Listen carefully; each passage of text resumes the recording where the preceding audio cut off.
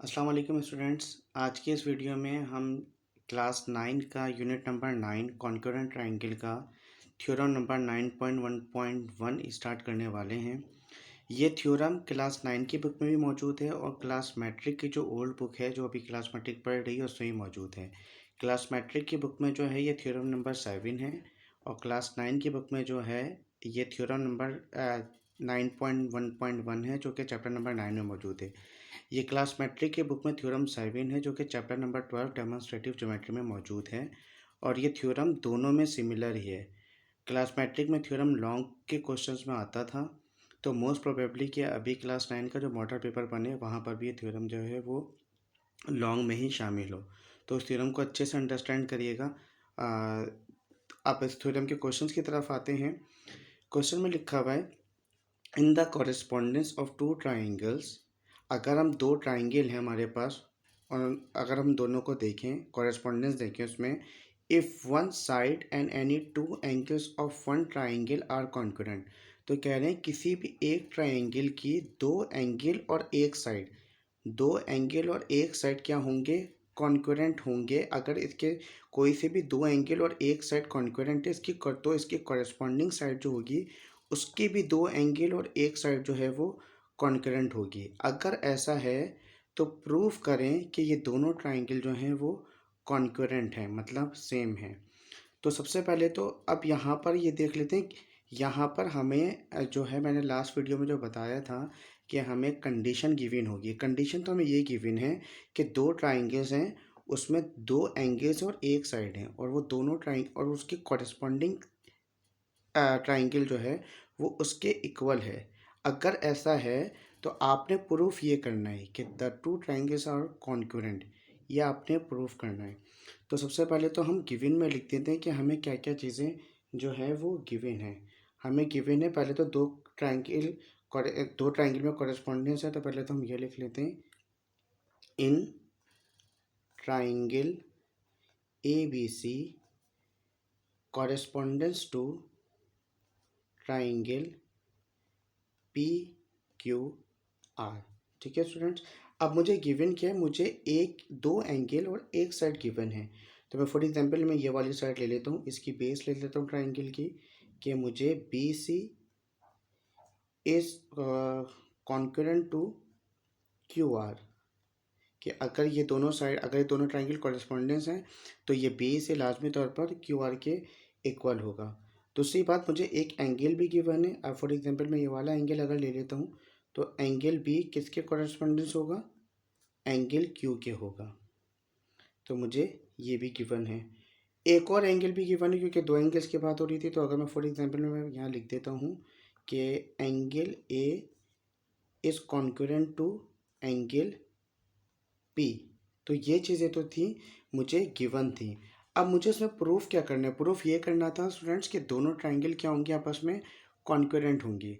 तो यहाँ पर हमें प्रूफ क्या करना है, प्रूफ में मैं लिख देता हूँ कि ट्राइंगल ए बी सी, ठीक है, triangle A B C concurrent होगी, सेम होगी ट्राइंगल पी क्यू आर के।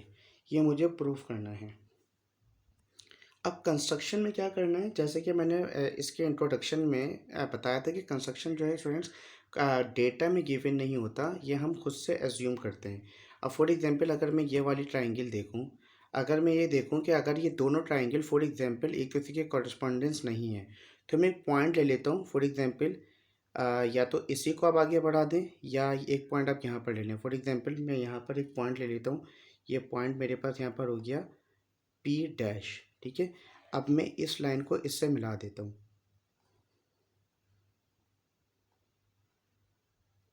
तो अब इससे क्या हुआ स्टूडेंट्स, इससे मेरे पास एक और ट्राइंगल जो है वो कंस्ट्रक्ट हो गई। कौन सी, क्यू आर और पी डैश। ठीक है, मैंने क्यों किया, मैंने अज्यूम कर लिया कि अगर triangle A B C triangle Q P Q R के कॉरेस्पॉन्डेंस नहीं है, तो हमने एक पॉइंट खुद से अज्यूम कर लिया कि अगर ये दोनों इक्वल नहीं है तो triangle A B C Q R P के जो है वो कॉरेस्पॉन्डेंस होगी।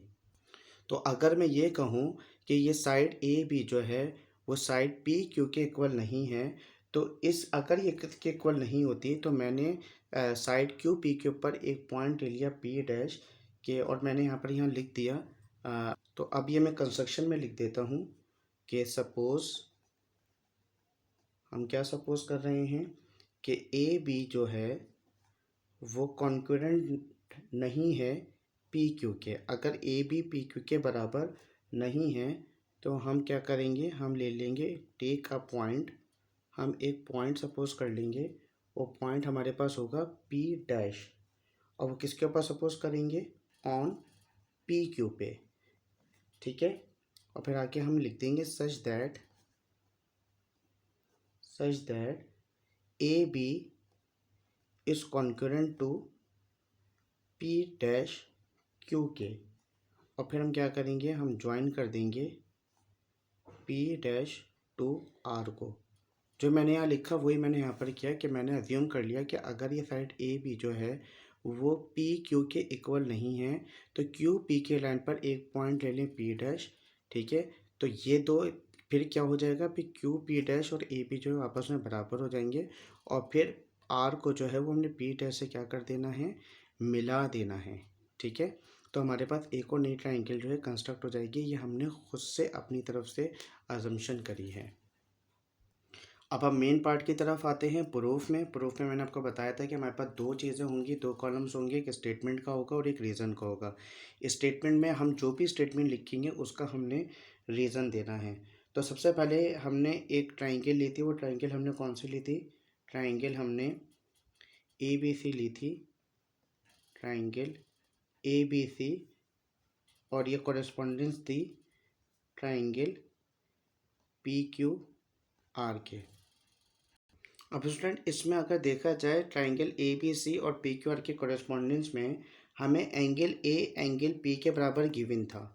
ये हम यहाँ से देख कर ही लिख देते हैं। यहाँ पर हमें गिवन था कि एंगल ए बराबर होगा एंगल पी के। मैंने दो एंगल्स की बात हो रही थी ना, तो पहले तो मैं यहाँ लिख देता हूँ कि एंगल ए जो है वो कॉन्करेंट होगा एंगल पी के। दो एंगल्स की बात हो रही थी तो अभी मैंने इस वाले एंगल को ले लिया, और ये जो है ये मुझे गिवन है क्योंकि डेटा में बता दिया गया है कि दो एंगल्स जो हैं वो आपस में बराबर होंगे। फिर एंगल बी जो है वो भी एंगल क्योंकि कॉरेस्पॉन्डेंस अगर ये दोनों ट्राइंगल इक्वल हैं तो एंगल बी भी एंगल क्यू के लाजमी तौर पर बराबर होना चाहिए। तो पॉइंट टू में मैं यहाँ पर लिख देता हूँ कि एंगल बी जो है वो कॉरेस्पॉन्डेंस होगा एंगल क्यू के, ठीक है। और ये वाली चीज़ भी मुझे क्या है, गिवन ही है। तो ये दो चीज़ें मुझे गिवन है, एक एंगल ए एंगल पी के बराबर है और एक एंगल बी एंगल क्यू के बराबर है। And you know very well कि अगर किसी भी ट्राइंगल के दो एंगल सेम हैं तो ऑब्वियसली तौर पर इट्स अंडरस्टूड कि उसका तीसरा एंगल भी जो है लाजमी तौर पर सेम होगा। तो जब इस ट्राइंगल के एंगल ए बराबर है एंगल पी के, एंगल बी बराबर है एंगल क्यू के, तो ये लाजमी सी बात है कि एंगल सी भी बराबर होगा इस एंगल आर के। तो मैं यहाँ पर लिख सकता हूँ कि सिंस एंगल सी जो है ये भी कॉन्करेंट होगा एंगल आर के, और इसका स्टेटमेंट मैं दे देता हूँ कि रीज़न इसका दे देंगे कि two angles of both triangle of both triangles are concurrent. इसका मतलब यही हुआ कि अगर एक ट्राइंगल के दो एंगल सेम हैं तो तीसरा एंगल भी लाजमी तौर पर सेम होगा। अब हम उसी पॉइंट के ऊपर आ रहे हैं कि हम यह अज्यूम कर रहे हैं कि इफ़ सपोज दैट कि अगर ए बी क्यू पी के इक्वल नहीं था तो हमने एक पॉइंट ले लिया क्यू पी के ऊपर पी डैश। तो मैं यहाँ पर अब लिख देता हूँ अगला पॉइंट जो है कि इफ़ बी ए या A B is not concurrent to Q P के, अगर बी ए क्यू पी के बराबर नहीं है तो आप एक पॉइंट ले लें, टेक अ पॉइंट, हम एक पॉइंट ले लेते हैं। क्या पॉइंट ले लेते हैं, पी डैश ले लेते हैं ऑन क्यू पी पे। क्यू पी के ऊपर एक पॉइंट हमने सपोज कर लिया पी डैश, और ब्रैकेट में लिख देता हूँ और Q P produce, Q P के ऊपर आप एक पॉइंट प्रोड्यूस कर देंगे क्यू पी डैश, ठीक है। सच दैट इसका मतलब क्या हुआ, सच दैट कि क्यू पी डैश जो है वो कॉन्करेंट हो जाएगा बी ए के। ये जो हमने खुद से कंस्ट्रक्शन की थी हम उसके मुताबिक बोल रहे हैं कि अगर हमने क्यू पी के ऊपर एक पॉइंट ले लिया पी डैश, तो इसका मतलब ये हुआ कि अगर ए बी क्यू पी के इक्वल नहीं था तो जो हमने पॉइंट लिया है उसके मुताबिक ए बी जो है वो क्यू पी डैश के इक्वल हो जाएगा। तो अब हमारे पास एक नई ट्राइंगल कंस्ट्रक्ट हो गई। अब ए बी सी कॉरेस्पॉन्डेंस किसके को होगा, पी डैश क्यू और आर के। तो अब हम इस ट्राइंगल को इस वाली ट्राइंगल की कॉरेस्पॉन्डेंस ले लेते हैं। तो अब मैं यहाँ लिख देता हूँ in triangle A B C correspondence to triangle P dash Q R के।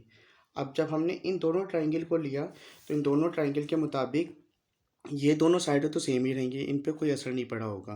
बी सी किसके इक्वल होगा, क्यू आर के। तो मैं यहाँ ये वाली साइड तो सेम लिख देता हूँ कि साइड बी सी जो है वो कॉन्करेंट किसके होगी, साइड क्यू आर के। ठीक है स्टूडेंट्स। और फिर एंगल बी जो है, अच्छा और ये वाली साइड मुझे गिवन ही है, तो मैं यहाँ स्टेटमेंट इसका लिख देता हूँ कि ये चीज़ जो है वो मुझे गिवन ही है, क्योंकि डेटा में ये गिवन था कि उन दोनों ट्राइंगल में एक साइड जो है वो गिवन होगी, सेम होगी मतलब। और अगर इन्हीं दोनों ट्राइंगल को देखें तो एंगल बी जो है वो बराबर होगा एंगल क्यू के। एंगल बी जो कॉन्करेंट होगा एंगल क्यू के। ये भी जो है वो आपको जो है वो गिवन ही है। ये आप यहाँ पर देख भी सकते हैं कि जब हमने नई ट्राइंगल बनाई तो इन दोनों साइडों में भी कोई असर नहीं पड़ा और एंगल बी जो है वो एंगल क्यू के ही बराबर रहा। अब तीसरी बात हम वो लिखने जा रहे हैं जो कि हमने खुद से कंस्ट्रक्ट करी है कि बी ए या ए बी जो है वो बराबर हो जाएगा क्यू पी डैश के। तो मैं यहाँ लिख देता हूँ बी ए, ठीक है, is concurrent to Q P dash के। और इसका रीज़न मैं यहाँ पर लिख देता हूँ बाय सपोजिशन, क्योंकि ऐसा था नहीं, हमने खुद से एक पॉइंट सपोज किया और उसके मुताबिक जो है वो बी ए इक्वल हो गया क्यू पी डैश के, क्योंकि हमने खुद से कंस्ट्रक्शन करी थी। तो अकॉर्डिंग टू दिस अब हम देख सकते हैं कि यहाँ हमने दो साइडों की बात कर ली और एक एंगल की बात कर ली। और अगर ट्राइंगल की कोई सी भी दो साइड और एक एंगल सेम होता है तो ट्राइंगल क्या हो जाती है, कॉन्करेंट हो जाती है। तो मैं यहाँ लिख दूंगा सेंस में यहाँ पर लिख दूंगा triangle A B C is concurrent to triangle P dash Q R. ये दोनों ट्राइंगल क्या हो जाएंगे, कॉन्करेंट हो जाएंगे। और यहाँ पे मैं इसका रीज़न लिख देता हूँ, साइड एंगल साइड पोस्टुलेट के अकॉर्डिंग जो है ये दोनों ट्राइंगल जो हैं वो सेम हो जाएंगी। ठीक है, क्योंकि यहाँ पर ये भी साइड थी, ये भी साइड थी और ये एंगल था, इसके मुताबिक जो है ये दोनों ट्राइंगल जो है मेरे पास लाजमी तौर पर कॉन्करेंट होंगी।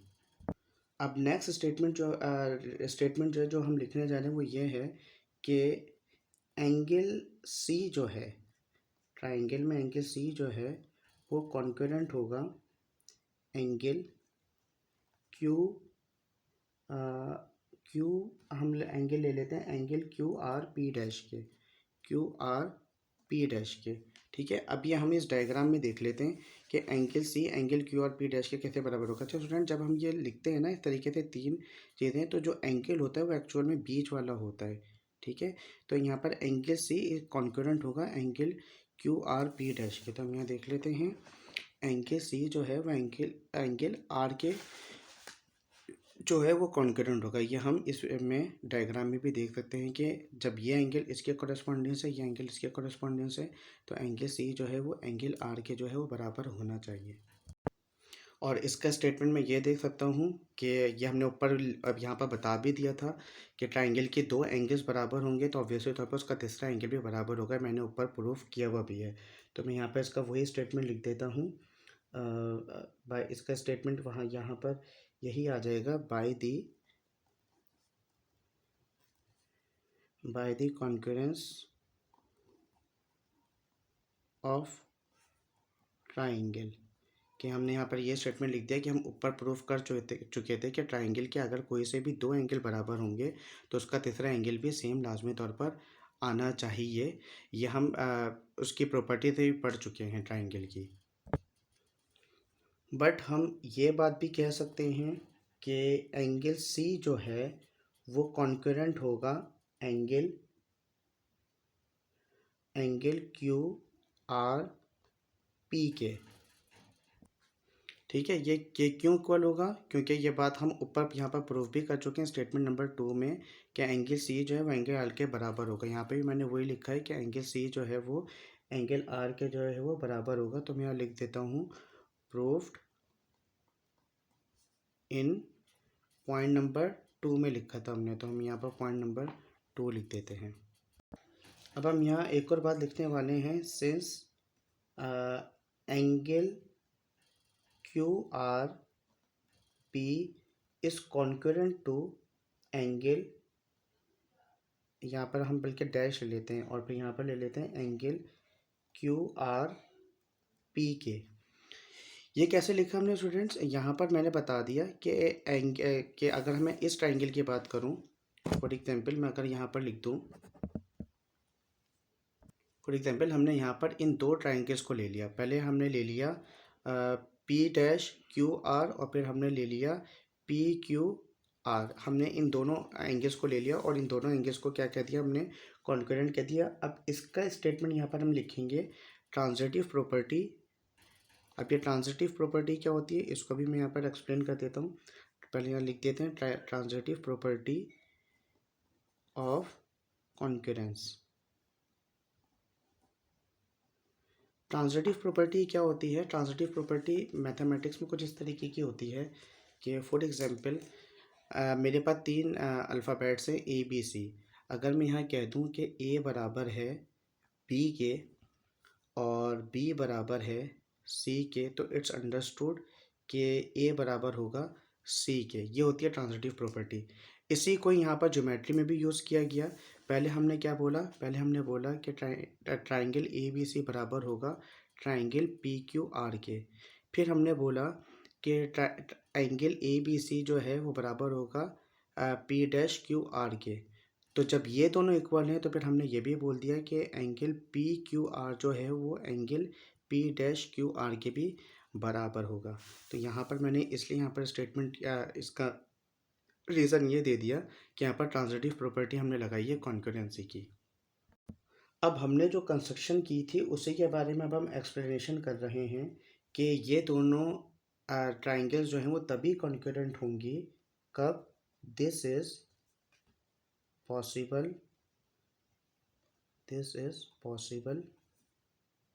only when point P dash coincide।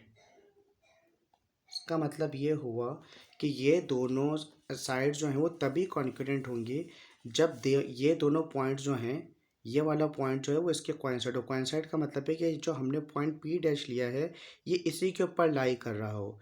अगर ये पॉइंट नीचे है या ये पॉइंट यहाँ पर ऊपर जा रहा है तो इसका मतलब ये हुआ कि ये दोनों ट्राइंगल जो हैं वो सेम नहीं होंगे। ये तभी सेम होंगे जब पॉइंट पी डैश जो है वो पी के पे कोइंसाइड कर रहा होगा। इसका मतलब जो हमने कंस्ट्रक्शन करी थी पॉइंट पी डैश की कि ए बी सी बराबर है triangle P dash Q R के, वो कंस्ट्रक्शन जो है वो हमारे यहाँ पर रॉन्ग थी। तो मैं यहाँ पर इसका स्टेटमेंट यहाँ पर लिख देता हूँ। इसका रीज़न क्या होगा? स्टेटमेंट तो लिख दिया, बाय एंगल